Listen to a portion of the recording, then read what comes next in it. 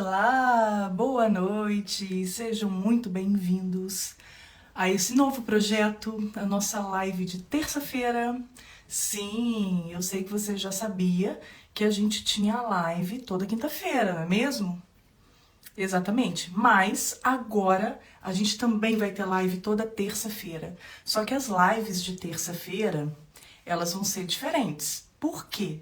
Vão ser lives de mão na massa, em que eu vou fazer aqui com você, te explicando passo a passo do preenchimento de alguma grade, que eu sempre vou colocar antes lá para vocês, para votação, uns 3 modelinhos, e aí a mais votada eu vou, resolver fazer aqui junto com vocês.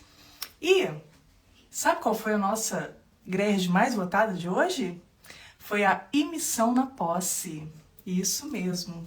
Então, eu vou fazer hoje com vocês uma grade inicial de emissão na posse.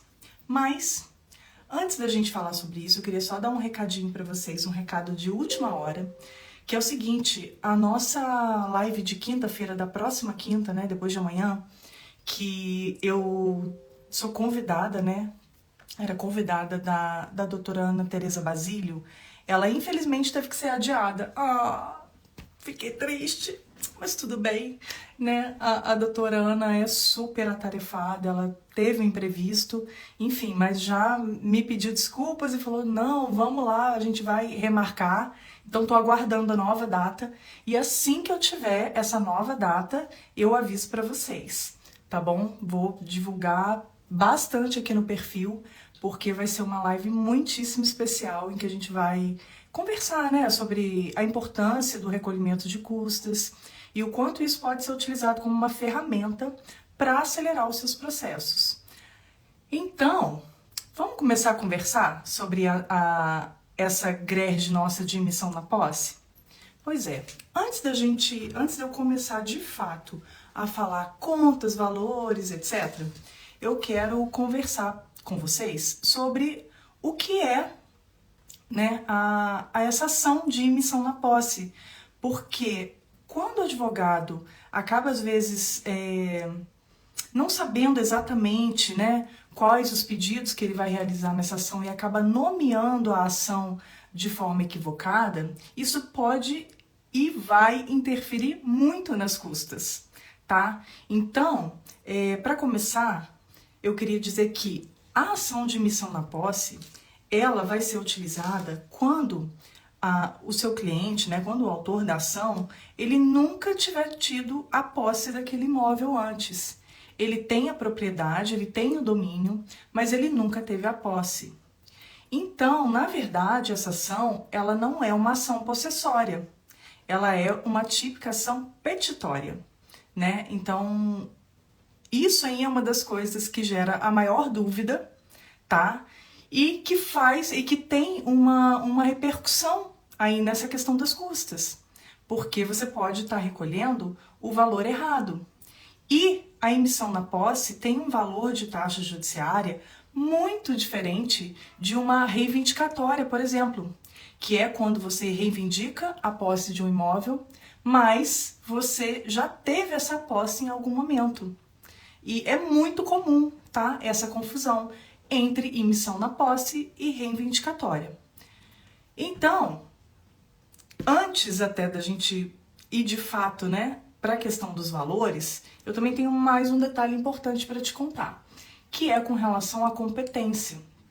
Como a gente está falando de uma ação petitória, e que a gente está falando de direito real sobre imóvel, é claro que essa ação ela precisa ser proposta no local da situação do imóvel, Por exemplo, se você está entrando com uma emissão na posse de um imóvel que fica na cidade do Rio de Janeiro, você obrigatoriamente vai ter que entrar com essa ação na comarca da capital. Isso também vai ter influência, nas contas que você vai recolher, principalmente na conta do distribuidor. Que quem entra com ação na capital ou nas regionais tem conta específica de distribuidor para recolher, tá? Mas então eu vou dar a primeira explicação para vocês de quais são todas as custas incidentes numa inicial de emissão na posse. Vamos lá comigo. eu vou ler aqui com vocês no modelinho que tem disponível lá no site da Corregedoria, tá? E é o seguinte, para você interpor uma ação de missão na posse, você vai recolher atos dos escrivães. Essas custas, gente, são custas específicas pelo trabalho dos cartórios, tá? São as custas que você recolhe e que remuneram o trabalho dos servidores, tá? Essas custas, em cada tipo de ação, ela tem valor específico. Daphne, meu Deus do céu, e onde é que eu acho isso? Gente, tudo isso sempre está definido lá nos modelos da Corregedoria. Todos os anos, a Corregedoria publica uma tabela de custas. E nessa tabela, ela especifica quais são as custas dos escrivães, né, do ato do escrivão, para cada tipo de ação diferente. Na verdade, assim, para cada procedimento diferente, seja procedimento comum ou procedimentos especiais, procedimentos específicos. E aí, olha que interessante. Eu não falei para vocês que a ação de missão na posse, ela não é uma ação possessória, ela é uma petitória. Isso significa que ela se processa pelo procedimento comum. Então, é lógico que se você for direto lá no site da Corregedoria e pesquisar pelo nome, tá, da emissão na posse, você vai direto no modelinho dela, tá bom? Mas é importante que você saiba de onde estão vindo esses valores. E esse valor dos atos dos escrivães, que são as primeiras custas que você tem que observar, ele é o mesmo valor do procedimento comum de uma natureza jurídica, que agora em 2023 esse valor é R$ 452,54.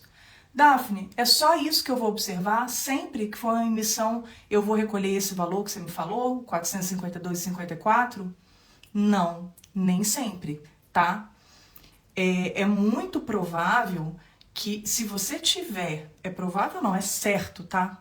Se você tiver mais de um autor ou mais de um réu na sua ação, você tem que ficar muito ligado porque incide um valor pelo litisconsórcio facultativo. Sempre que esse litisconsórcio for facultativo, tá? Porque se for necessário, você não tem que recolher esse adicional. Mas se for facultativo, você vai recolher um adicional lá nesse campo dos escrivães. Esse adicional atualmente é de R$ 114,47 por cada litisconsorte excedente, tá? Então, qual que é a pegadinha do malandro aí? É você analisar se nesse tipo de ação, se de acordo com o seu caso concreto, se o seu litisconsórcio ali, se ele é facultativo ou se ele é necessário, tá? Que é para você não começar errando na sua greve. Beleza? E aí, passando dos atos escrivães, a gente vai ter também o quê? A gente vai ter os atos dos oficiais de justiça. Lembra que eu falei que você vai precisar observar a competência da sua ação? Que você necessariamente vai entrar com essa ação na comarca da situação do imóvel? Pois é, porque você vai precisar que o oficial de justiça vá cumprir esse mandado de citação, de intimação.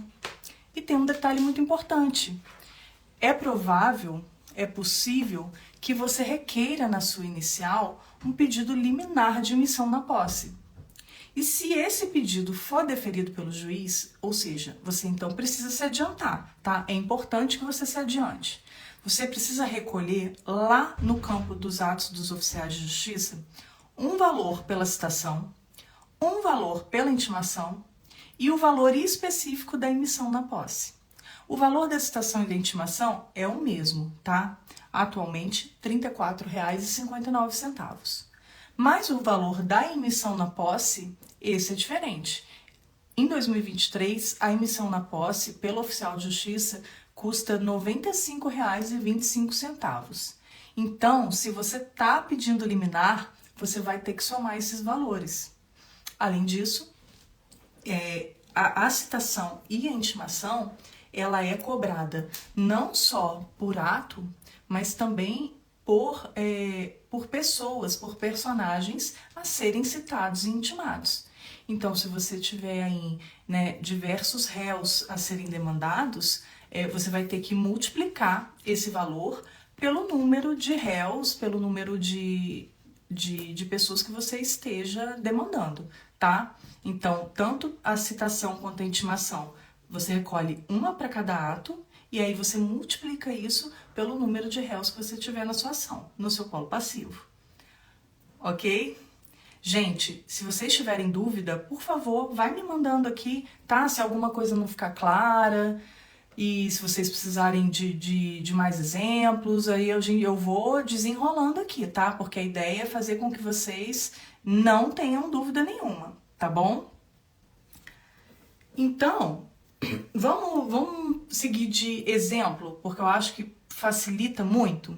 Suponhamos, e ó, isso é muito comum, a emissão na posse, a cessação de emissão na posse é muito utilizada nesses casos. Vamos supor que você tenha comprado um imóvel num leilão, tá? Num leilão desses da Caixa Econômica, por exemplo.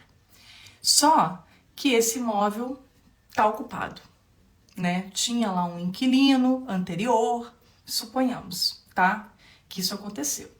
Aí, essa pessoa que comprou o imóvel te procurou porque falou assim, olha só, doutor, doutora, eu preciso de uma ação para tirar essa pessoa lá do imóvel. E aí a ação que você vai precisar entrar para solucionar essa questão vai ser a emissão na posse, tá? E aí, suponhamos que não seja só uma pessoa que reside lá nesse imóvel. Suponhamos que seja um casal. E eles que eram lá os locadores do imóvel, tá? Então você vai precisar, você vai demandar contra os dois no seu polo passivo, mas esse litisconsórcio não é um litisconsórcio necessário, ele é facultativo, porque o contrato foi feito só com um dos dois, mas os dois residem lá, mas você fez questão de colocar os dois no polo passivo, porque os dois estão na posse do imóvel. Enfim, você então vai recolher aquele valor que eu já te passei, que é o mesmo valor, né, a título de atos escrivães, nessa minha hipótese, né, do imóvel comprado em leilão. Você vai recolher aquele valor dos atos escrivães, que é o mesmo de procedimento comum, 452,54, só que você vai adicionar o valor do litisconsórcio, ok? Que é 114,47. E no oficial de justiça, como é que vai funcionar? Suponhamos que você tenha pedido a liminar, tá? Suponhamos que você pediu lá na sua ação de emissão a liminar de emissão para o juiz e que o juiz defira. Afinal de contas, ele viu que você comprovou que agora você é o proprietário, você nunca teve a posse desse imóvel, você acabou de arrematar ele num leilão, tá? E é nada mais justo, muito justo, que você tenha agora a posse do seu imóvel. Então, ele não vê nenhum problema, você traz todas as provas e, liminarmente, o juiz te concede essa emissão, tá? Então, você, como ótimo advogado que é, advogada que é, e ligado aqui no Help Juris, então você tá sabendo tudo, já vai adiantar as custas. E por que isso, gente? Por que você vai adiantar as custas do oficial de justiça desse jeito que eu tô te ensinando aqui? Porque isso agiliza o seu processo. Porque se você recolhe só o valor de citação, que em muitos casos normalmente é o que o advogado faz, ele recolhe lá só o valor da citação, e aí ele espera que o juiz defira ou não a liminar para então depois recolher as custas, o restante das custas devidas.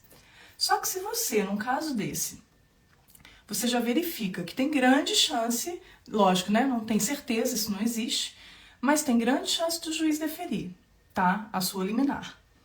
Você pode se adiantar. Você pode já recolher o valor completo, citação, intimação, mais emissão na posse, tá? Porque aí o cartório não vai te intimar para recolher essas custas. Ele vai ver que você já adiantou essas custas lá na inicial. Então, saiu a liminar, já sai direto o mandado. Porque a cada vez que você tem que ser intimado para pagar custas inicialmente, suponhamos que você foi intimado. Só isso aí, só esse processamento, né? Voltou do juiz lá com a ordem para te emitir na posse. Aí isso entra no processamento do cartório, Cada serventia, a gente tem uma realidade, mas o que a gente vê atualmente é que as serventias estão bastante esvaziadas. São pouquíssimos servidores para muita demanda, uma demanda crescente. Então, a gente infelizmente não consegue fazer, né, processar todas essas ações no prazo que seria o ideal. Então, a gente faz o melhor possível, né, mas não consegue fazer isso no prazo ideal. E apesar de ser concedido a liminar no caso desse, você tem que perceber que é uma liminar que não tem a mesma urgência de uma tutela de saúde, de uma tutela de desconto em folha, de desconto na conta corrente de alguém, né? Então acaba sendo uma situação que não é feita de bate-pronto, porque existem muitas urgências no dia a dia, tá? Então, suponhamos aí que levou uma semana para você ser intimado, 15 dias, dependendo ainda da serventia, dependendo da realidade da serventia, né? Se demorou esse tempo, você tem 10 dias para abrir essa intimação. Tem muitos advogados que não abrem a intimação, que esperam decorrer os 10 dias para ter mais tempo, sei lá, né? De conversar com o cliente, de pegar esse dinheiro, de demonstrar para ele que vai ter esse valor a ser pago, enfim. E aí você, depois de 10 dias da sua intimação, é que você peticiona recolhendo essa grade do oficial de justiça. Isso entra numa fila de processamento, dependendo da realidade da serventia, mais uma vez, como eu disse, você vai levar em mais 15 dias, 30, por ter liminar, né? Vai ser um pouco mais rápido, mas se não tivesse liminar, ia ser mais ou menos 90 dias a 4 meses, tá? Para ser certificado se tá tudo ok com as suas custas. E se não tiver ok, você vai ser intimado novamente para complementação. Então é muito importante que aqui, na hora da greve inicial, você já perceba o que você pode adiantar. Então, se você está pedindo uma liminar de emissão na posse, recolhe logo citação, intimação e emissão na posse, porque você não vai ser intimado para recolher essas custas. Voltou do juiz com a liminar, o cartório já pode de cara fazer o seu mandado, tá? Então vamos voltar no meu exemplo. Suponhamos que você entrou contra 2 réus. Então, e aí o que você vai recolher de oficial de justiça? Nesse caso, você vai recolher 2 citações, porque são 2 réus a serem citados. 2 intimações, porque afinal de contas, você vai ter que também intimar duas pessoas diferentes com relação a decisão do juiz que deferiu a liminar, né? E um valor da emissão na posse. Porque, afinal de contas, aí você vai ser emitido uma vez só na posse, não teria por que você recolher 2 vezes a emissão na posse. Daphne, mas os 2 réus moram no mesmo lugar, na mesma casa. Por que eu tenho que recolher duas vezes para cada um? Porque a diligência é por pessoa. Você paga por ato e por pessoa, tá?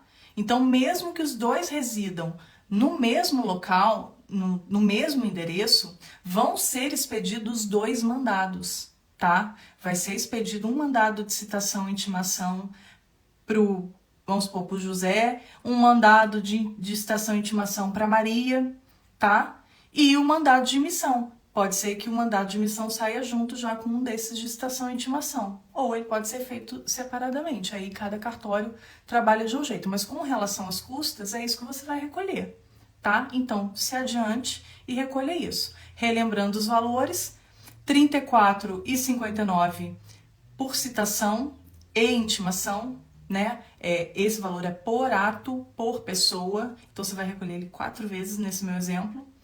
E R$ 95,25 da emissão.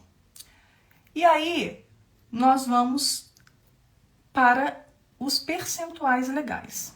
O que é isso? Existem vários fundos que você tem que recolher, tá? Sempre que você recolhe custas, que são contribuições determinadas por lei para CARG. A gente tem o FUNPERJ, FUNDPERJ, FUNARPEM. A gente tem também um valor que vai para o FET, que é 20%, e a gente tem também um percentualzinho de 2% dos distribuidores. Só que você não precisa se preocupar. Por quê? Esses percentuais legais, eles são calculados automaticamente quando você joga lá na grade. Você só não pode deletar e alterar esses percentuais, tá? Porque eles são alteráveis. Então, você não pode fazer isso.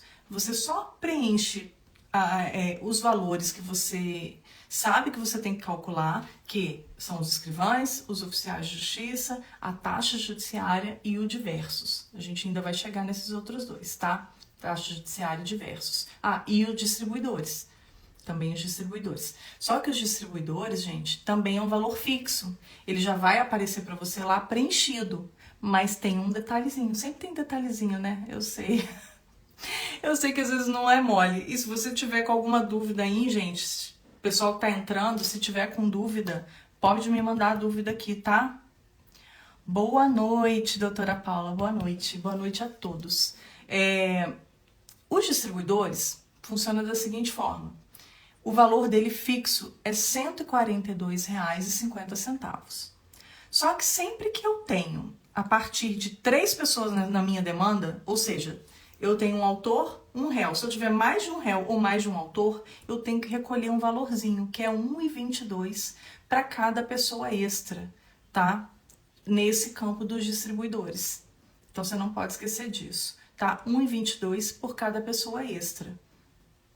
E outra coisa importante para você observar é que se você estiver distribuindo essa ação para a comarca da capital ou para as regionais ou para Niterói, em todos esses locais que eu estou te falando, existe conta específica para os distribuidores, tá?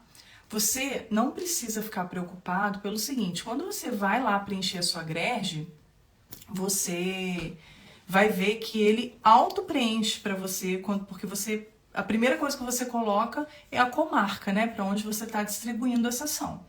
Então, ele já auto-preenche para você. E no caso da comarca da capital e das regionais, ele te dá a opção de você selecionar se é competência fazendária ou outras competências. Então, só fica atento aí para você não marcar errado, tá?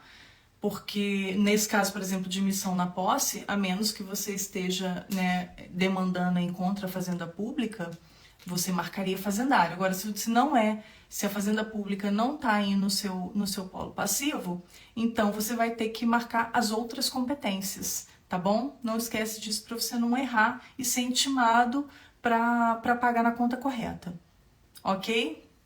Então, vamos seguir em frente. Antes de falar de taxa judiciária, eu vou falar do bendito diversos. Gente, o que é essa conta do diversos? O diversos, ele se refere às despesas eletrônicas, tá? Que é as despesas que vão acontecer por conta de impressão de folhas, coisas assim.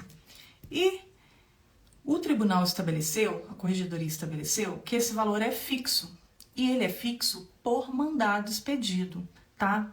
Então, esse valor fixo, agora em 2023, é R$ 28,27, e você vai multiplicar ele pelo número de diligências que forem expedidas na sua ação, tá? Nesse meu caso aqui que eu te dei o exemplo, não vão sair 2 mandados, um para cada réu, então eu tenho que recolher 2 vezes os diversos, tá bom? E aí a gente chega à nossa cerejinha do bolo, que é a taxa judiciária. Por quê, gente? A taxa judiciária, ela tem uma regra geral, tá? A taxa judiciária, ela está prevista lá no Código Tributário Estadual, que é o Decreto-Lei número 05 de 75. E a taxa judiciária, elas são as custas que você recolhe pela prestação jurisdicional, pelo trabalho do juiz e do Ministério Público, tá? Essa é a definição de taxa judiciária. Então, você vê, além dos atos dos escrivães, que você recolhe, que é pelo trabalho, né, físico, que é realizado pelos servidores no tribunal, você tem a taxa judiciária, que é pelo trabalho jurisdicional, efetivado pelo juiz. E aí, tem uma regra para você calcular essa taxa judiciária. E qual é a regra? A regrinha, eu coloquei um nome nela, tá? Que é 3P. Essa regra tá no método Help Juris, que é um método que eu desenvolvi para você recolher as custas de um jeito muito mais simplificado, muito mais fácil de compreender. E o que é 3P? 3% do valor dos pedidos, tá? E por que eu friso muito isso? 3% dos pedidos. Porque o erro mais comum dos advogados é recolher 3% sobre o valor da causa. E aí, nessa, você vai errar muito se você ficar calculando 3% sobre o valor da causa, porque na grande maioria das vezes não bate o valor dos pedidos com o valor da causa, tá? Vai ter algumas situações em que por acaso vai ser o mesmo valor, e aí pode ser que dê certo, mas em muitas vezes não vai dar certo, principalmente porque a gente soma honorários, que é o erro básico de, sim, 80 a 90% dos advogados, eles esquecem de adicionar nesse cálculo os honorários pretendidos, tá? Mas aí vem uma questão muito interessante, que eu vou conversar sobre isso com vocês. Tanto a emissão na posse, ela é uma exceção da regra 3P, tá? E em que exceção ela se encaixa? Porque existem várias exceções. E eu vou já te dar uma para bugar a sua cabeça. Sabia que tem uma exceção que é exatamente você calcular em cima do valor da causa? Aí você tá, não, Daphne, aí para. Você acabou de me falar que eu não posso recolher em cima do valor da causa. Eu sei que eu te disse isso. Mas existe um caso, na verdade são dois, em que o 3% vai ser recolhido em cima do valor da causa. E essas situações são as ações possessórias e os embargos de terceiro. E eu tô te contando isso das possessórias porque muita gente confunde e acha que a ação de emissão na posse é uma possessória. E aí, de repente, pode estar recolhendo 3% em cima do valor da causa. Só que não é. Lembra que a gente falei com vocês lá no começo, que a emissão na posse é uma petitória? Ela não se enquadra nas possessórias? Ok, de posse dessa informação, vamos lá para o que interessa. Que é o quê? Saber então, finalmente, Daphne, como é que eu calculo a taxa judiciária? Essa é a melhor parte. Gente, na emissão na posse não tem que calcular nada. É só uma taxa mínima. Você acredita? Isso mesmo, é só uma taxa mínima. Mas eu vou ler para vocês aqui o que tem na observação, tá? Do modelo da corregedoria, só para vocês compreenderem. Vamos lá. O cálculo deve ser recolhida uma taxa judiciária mínima que 2023, R$ 389,96 por autor, por requerente, litisconsorte ou assistente, nos termos do artigo 134, inciso 1 e seu parágrafo único do Código Tributário Estadual. Então, existe lá nesse artigo 134 do Código Tributário, são elencadas algumas situações em que a taxa judiciária é a taxa mínima, tá? E a emissão na posse é esse caso. Só que você vai recolher uma taxa mínima por autor, tá? Por requerente. No exemplo que eu dei aqui para vocês, eu só tenho um autor, só um requerente. Mas, se tivessem mais autores, mais requerentes, eu ia somar tantas taxas mínimas quanto tivesse, né, os meus autores. Eu amo uma taxa mínima. Tenho certeza que você ama uma taxa mínima. Aí eu aposto que todos os advogados devem ficar extremamente felizes quando a situação deles se encaixa na taxa mínima, né, doutora Camila? Com certeza. Falar nisso, obrigada pela sua presença, tá? Fico muito feliz vendo vocês aqui comigo nas lives. E, inclusive, eu tenho uma história muito legal para contar da doutora Camila, se ela me permitir aqui, que foi o seguinte, exatamente, ela entrou com uma ação que era uma emissão na posse, tá? E ela recolheu a taxa mínima corretamente, tá? Corretamente. Só que ela nomeou a ação, lembra que eu falei para vocês que gera muita confusão? E ela nomeou a ação como reivindicatória. Só que os autores da ação dela nunca tinham tido a posse do imóvel. Então, não era o caso de uma reivindicatória, era o caso de uma emissão. Ela recolheu o valor da emissão direitinho, a ação era uma emissão, só estava com o nome de reivindicatória. Aí o cartório, na hora de certificar, E, gente, isso é muito comum, tá? Porque a gente faz o cara crachá. Olha lá o que está escrito, o nome da ação que o advogado deu. Aí o servidor que foi fazer o cálculo, ele viu lá, reivindicatória, jogou nos modelos da corregedoria e pegou a reivindicatória. Só que sabe como é que é calculada a taxa judiciária da reivindicatória? Só um minutinho que eu vou ler para vocês aqui. Eu vou localizar ele aqui.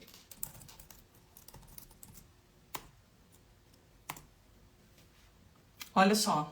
A taxa judiciária na ação reivindicatória é assim: 3% do valor do pedido, que corresponde ao valor do imóvel estimado para lançamento do imposto, incluindo-se percentual de honorários e demais parcelas pretendidas, tá? Então é muito diferente. Você pensa bem, só o fato do seu cliente ter tido a posse anterior do imóvel ou nunca ter tido a posse do imóvel, isso muda tudo para as custas. Lembra que eu falei lá no início que isso mudava tudo? Muda tudo por aqui. Você imagina, você sai de uma taxa mínima, R$ 389,96, para recolher 3% sobre o valor do imóvel e ainda adicionado dos honorários que você estiver pretendendo. Ah lá, a Camila tá contando que ela ia recolher mais de R$ 5.000. É uma fortuna, isso mesmo. Só que aí, que bom, né, que o servidor foi tirar a dúvida e aí ela foi ao balcão. Gente, essas são exatamente as situações importantes do advogado entrar em contato com a serventia, que é para tirar esse tipo de dúvida, é para explicar melhor, tá? E aí ela entrou em contato, tirou a dúvida e fizemos um concílio. Não foi assim? Fizemos um concílio, e afinal de contas, qual que é o tipo da ação, não sei o quê. E chegamos à conclusão que realmente era uma emissão na posse. Então era só a taxa mínima.